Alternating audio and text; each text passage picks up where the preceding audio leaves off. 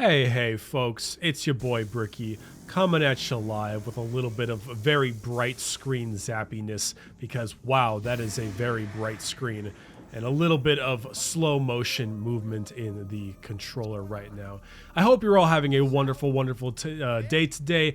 Of course, this is Fireside Bricky, one of the series that has been very long running on my channel and one that is very consistently used to play a little bit of Nazi zombies during it. Now, to bring it back a little bit towards not necessarily the roots or the most popular episode, I'm pretty sure if I had to choose the most popular episode, it would be the Fireside Bricky on Origins in Black Ops 2, one of my I think technically my all-time favorite map. However, Mob of the Dead is without a doubt definitely close there when it comes to favorite maps. I'm actually going to reduce my sensitivity just a little bit right here.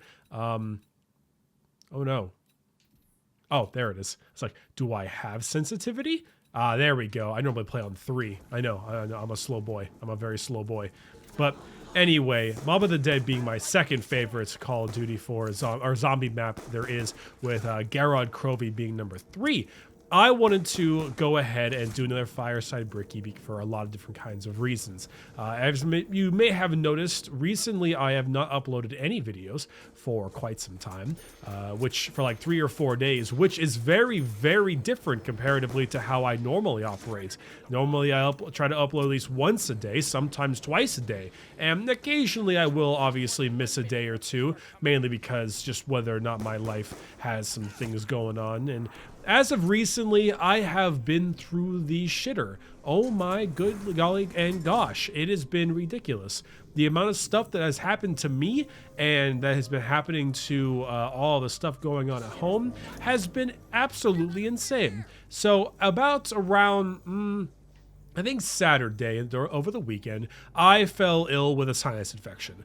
It's funny, I don't get sick by almost anything ever, with the exception of a sinus infection. It's only that. I don't get the flu, I don't get fevers, I don't get sick often, almost ever, except for what is a sinus infection, and it's always a sinus infection.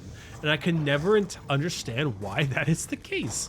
But as soon as I got completely sick with a sinus infection, obviously, it's one of the more annoying things I have to deal with, which is, of course, just the simple fact of a sinus infection sucks in general, but I can't do any kind of recording. My nose is all stuffed, my voice is hoarse, I am nasally, everything just gets horrible. And obviously streaming is very difficult. Holy shit, that scared me a little bit. You know, things are just not very fun when it comes to any kind of sinus infection, who would have guessed. But you know, so I'm basically just twiddling my thumbs, doing very little. But then when I finally start feeling a little bit better, I actually have my audio interface start breaking. Now, if you've ever been on my streams or something every so often, occasionally my microphone will get really loud and bass boosty. Now, when that happens, that really loud bass boosty, style microphone ends up causing a bit of a problem. Mainly because it's super disorienting and distorted and loud, and it's got a lot of just very unfortunate sounding things. It's not very fun. So before, way back when, I would just unplug the microphone from the USB and go ahead and it was unplug the microphone from the USB was one of them, but also the more important part was once it was unplugged and replugged in, it would sound perfectly fine. But that stopped being the case, and eventually it started getting worse and worse, and until I eventually considered that it may have just been an issue with my with my audio interface itself, which really sucks because that forced me to buy a whole new audio interface. Granted, I did have some $50 audio interface mixer combo that really wasn't that fun, but it's what happens. So anyway, I picked up a new one. Turned out it was only an audio interface and not a mixer, and didn't have the gain output for the Shure SM7B microphone that I currently use, so therefore that wasn't good enough either. So I had to wait for that to get in here, and eventually when that happened, my computer blue screened on me, and it wouldn't let me work at all. So I had to restart the computer, which I got frozen on the restart screen multiple times, and so I couldn't use the computer for pretty much the entire day while not being able to record, while being sick, and it just... it just spiraled out of control. I'm still even a little bit sick right now. I'm not sure if you can tell in the voice, but my you might hear me sniffle once or twice during this little video because I'm still a little bit sick. My nose is a little stuffy. My throat is fine, but my sinuses are still a little bit congested. I got my Mucinex. I can't hit shots, unfortunately. But I got my Mucinex, you know, I got my Sudafed, I got my NyQuil, my DayQuil, but I'm enough to the point where I can start making videos again. But man, I was put through the ringer for the last couple of days. Things sucked. My garage door stopped working, which was just another random thing. The AC malfunctioned in my office. The same issue is now going to happen in my office too with the audio interface because I bought the same audio interface. So I'm going to deal with that exact same problem. It's been a hard couple days, if I'm being honest. It's been a hard couple days, but I'm back. I'm back. I'm here. I'm feeling good. And we're going to go ahead and get back to the standard fun times that is Fireside Bricky, which, of course, zombies is the standard for Fireside Bricky, because that was the whole reason I wanted to do Fireside Bricky, is I really enjoyed zombies, and I want to play more zombies, and because I want to play more zombies, I thought of a series I could do more zombies in, and boom! That's where we were. That's where we were at. There's a cool dog on this wall, as you can tell. I like that dog. It's a pretty cool dog, if I'm being honest. So anyway, that is where we're currently at the moment. I've got a few things going on, some new videos I'm doing as of late.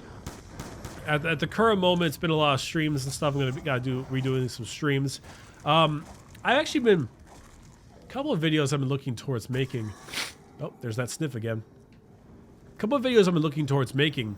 One of them, I kind of wanted to make a small video regarding Call of Duty and the state of the game right now. Because I actually, don't get me wrong, Call of Duty and Steam charts don't really go hand in hand. So it's very console-based game, so I really shouldn't be using that as a huge metric. But, that being said, oh, is there a dog over here? I don't know what's going on. However, that being said, as of lately, because I played a bit of the Call of Duty, or the World War II Call of Duty as of recently. And honestly, I think it's a pretty swell game. I think it's pretty fine. Overall, it definitely fits the bill. Nothing too tough about it. And, you know, very standard game. Oh, wow, I forgot you'd get down in 2 hits in this one, don't you? Oof, that's bad. Yeah, I should be more careful.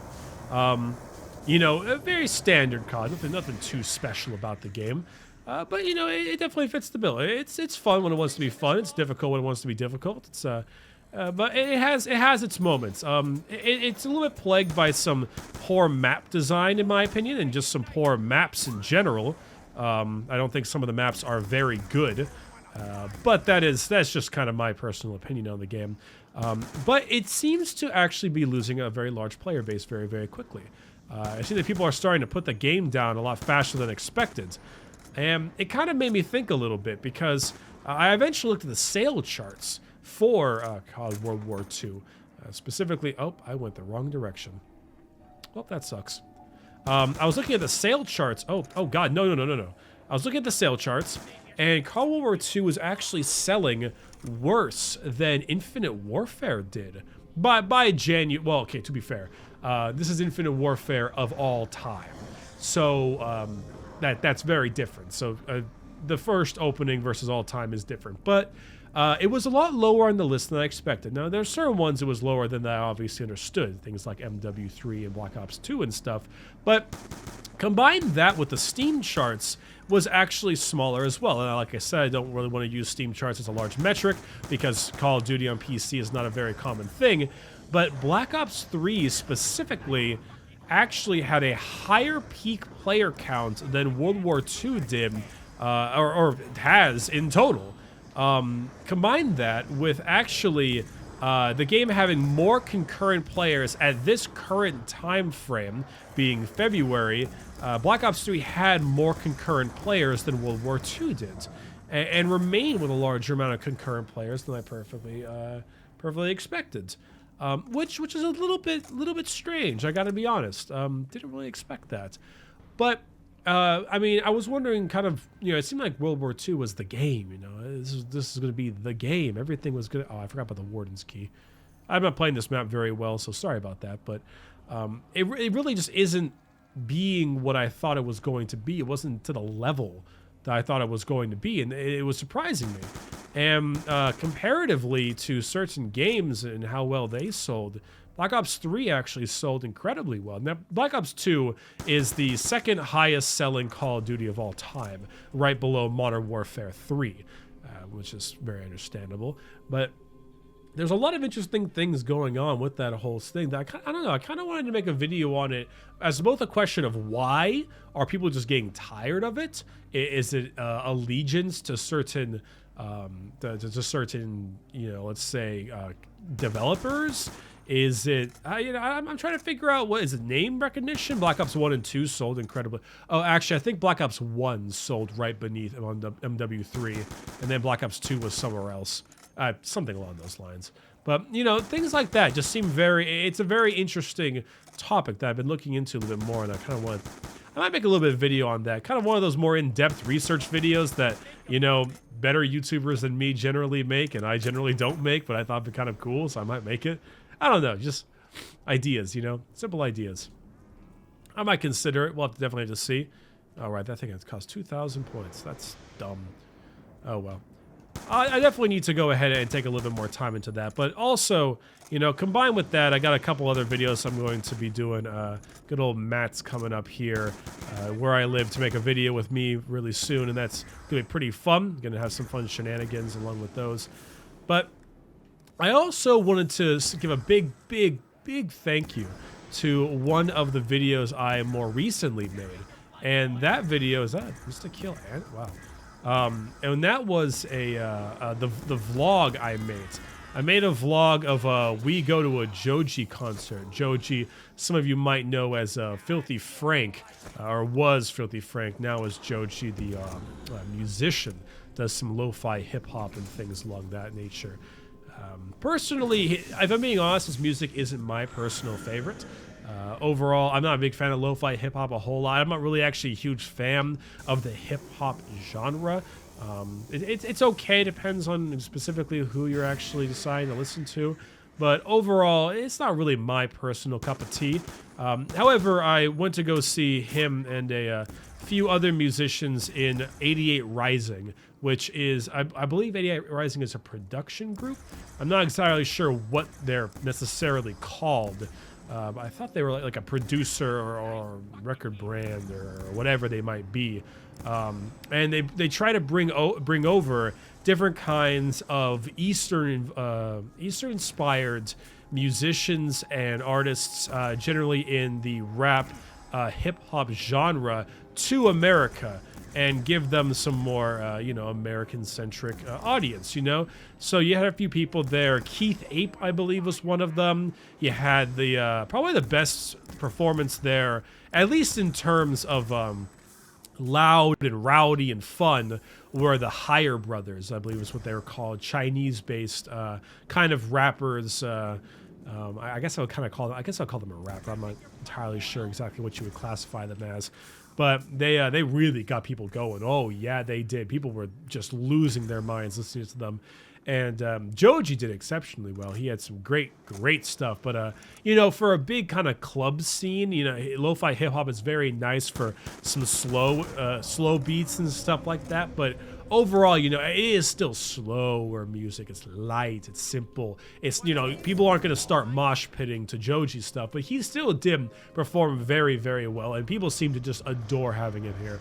Oh, Rich Brian. Rich Brian was the other one. Apparently, a lot of people know who Rich Brian is. I don't know any of these people. I don't listen to that kind of music too often. So with the exception of Joji, I just wanted to go there to support him and his new endeavor because, I'm all for people swapping up what they want to do. Because don't get me wrong, if he wants to be a massive, crazy PC culture meme on YouTube, hey man, power to him. But doing that voice, making that kind of content for as long as he did, I can't imagine it was becoming very fun after a certain period of time. I'm sure it was getting very, very tiresome. So, I wanted to support what he was doing and stuff. But getting off topic here, the support for that vlog, for that Joji vlog, was incredible. Not only in view rates, being a very highly viewed video for not only non-gaming content, but just in general, different kinds of content. You know, it's not League, it's not For Honor, it's not Dead by Daylight, it's not Overwatch, nothing like that. It's just a vlog. And maybe the thumbnail helped out, me deep throating a fucking pretzel, but you know, hey man, you gotta play the system somehow. But overall, it was incredibly good reception, and it was thoroughly enjoyable and extremely appreciated.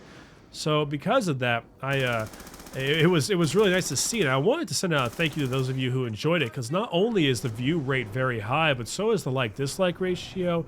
Everything, every single possible thing that could point to this video was enjoyed by the people who watched it did, and that made me, it got me pretty solid butterflies when I saw that stuff. So super awesome to hear. Wonderful having such high level support on something that is so new and different, you know.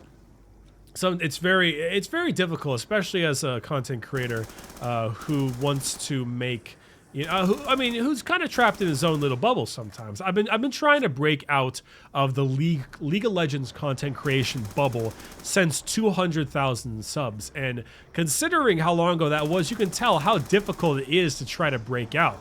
People. That's actually another video I wanted to make, was called the League content bubble.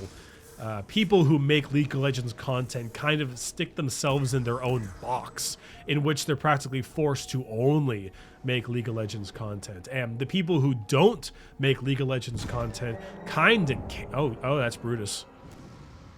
Where you at, Brutus? Where you at, buddy? Where you at? You beneath me? Above me? Oh, you're beneath me. All right. Come here, buddy. Thank you. But people who don't make League kind of can't, or very rarely can. And the people, it's kind of strange, you know, like whenever you see, you know, people who stream League and stuff almost exclusively stream League. They almost only stream League. And that's pretty intense, the fact that they only do that. And past that, people who do variety stuff, you know, you very rarely ever see someone who's a variety streamer stream League. They very rarely ever go back and forth like that. Now I'm slowly breaking my way out of it. Dead by Daylight gets a lot more views. For Honor gets a lot more views. And for that, it's actually quite nice to see that, to really break out of said bubble that I've been trying to break out of for such a goddamn long ass time. Still difficult regardless. Where's the Warden's key? Oh, it's not over here. It's probably on the other side. It's very difficult to do that. And you'll see a lot of other people who do make League content struggle. They want to make other stuff. They want to do other things. They don't want to keep making the same game stuff so often, but they can't, because it's just not what people want to see. People almost exclusively watch League for League, and makes it quite difficult. You know, for me, I just kind of dealt with it. I just accepted it. You know, I was just like, all right, whatever. I said, what I gotta do, I'm gonna do it. And I kind of brute forced my way through it. I was like, all right, here's the options I have. This is what I gotta do. And I did it, and it was quite intense. It was difficult. You know, seeing the difference was discouraging at times, but you know, sometimes I wanted to make videos on other shit, so I decided to make videos on other shit, and it's finally starting to pay off, is what I'm trying to say. But that is one of those kinds of videos I also consider making, is talking about that bubble that you're kind of stuck with. When you're, I mean, to be fair, it's also pretty similar for all content.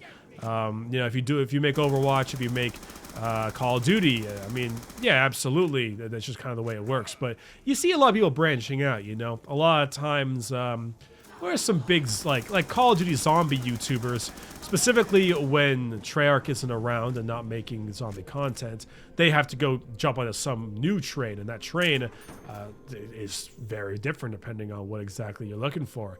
Fortnite is a big one on YouTube right now. There's a ton of Fortnite stuff going on. What the hell? A ton of Fortnite stuff currently happening. And I mean, to not necessarily my surprise, I find Fortnite to be a pretty fun game personally. Actually, I'm understating. I'm underplaying that a little bit. I have been playing so much fucking Fortnite. Oh my god, the amount of Fortnite I've been playing as of late is stupidly high. During my sick period of time, I was playing almost primarily Fortnite, and For Honor, because For Honor got dedicated servers. Woo! And that felt really good. But yeah, no, I've been playing just so much Fortnite, and I find that game to be so addicting, so much fun. And I never really got super into it way back at the time. Oh dear, this is my death. Rest in peace, Juggernog. It was nice knowing you. Oh, I might actually get out of here alive. Uh-oh. There we go. Oh, wow. Oh, hey. Well, that's lucky of me. Oh, that's the weird humming and stuff in this map. Such a weird, creepy map this is. So strange. Anyway. Yeah, Fortnite has been so fun lately. And it's actually kind of funny because it creates a divide. I see so many people who really like PUBG just hate Fortnite. Like, Fortnite. Disgusting. How dare you? And people get really salty when it comes to Fortnite. And they just not a fan of people playing it, so it would appear.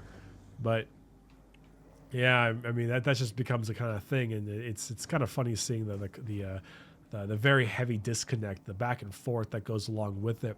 Specifically PUBG kind of stuff. Now, some people don't like Fortnite because of the cartoony style, and that's a very understandable thing. Some people prefer the more tactical, longer-range engagements of PUBG. Some people prefer... I mean, originally when people prefer the fast-paced combat, they would look to H1Z1, but Fortnite kind of did that. And of course, Fortnite's free, so that makes a very big difference when it comes to how many people play the damn game. Trust me, you want your game to do well, make it free and give it, done by Epic. So Epic definitely helps that out. Get out of my way, zombos. 4, 8, 5. All right. 1, 2, 3, 4. 1, 2, 3, 4, 5, 6, 7, 8. 1, 2, 3, 4, 5. Sweet. But that definitely helps your case a lot. Make it by somebody who knows what they're doing, by a group of developers who know what they're doing. Well, that definitely sucked right there.